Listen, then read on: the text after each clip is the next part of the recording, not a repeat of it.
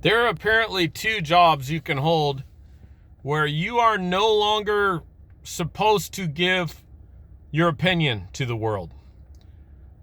So I'm told. One is if you're in the military. Well, that's probably, I don't know, what is that, a 10th of the population in the U.S. or 20th? I'll have to look that up. Here's another one. This is probably another 10th of the population. Someone that works in healthcare, specifically a nurse or doctor. Just starting a new survey where I just go up to people and ask if they want to have their voice heard on YouTube.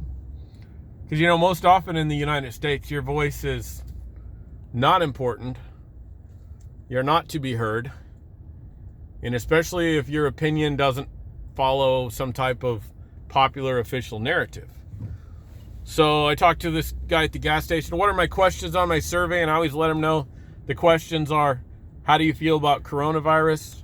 How do you feel about the response to coronavirus? How has it affected your job? How has it affected your family and life? And just basic questions like that. Well, this young guy, he was probably 27 years old, young black guy.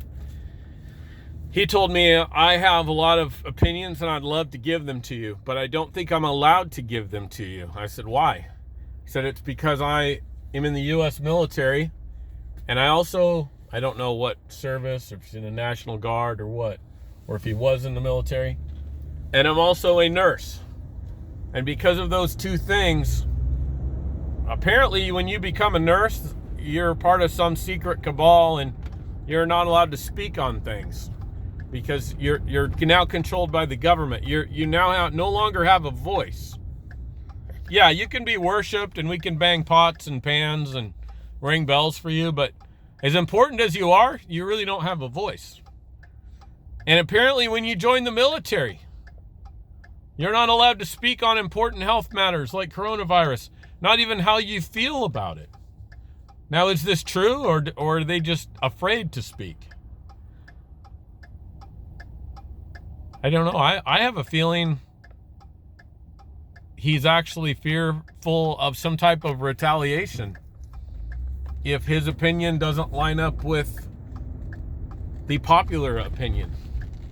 What do you feel about that? All you nurses, doctors, and soldiers, is this true?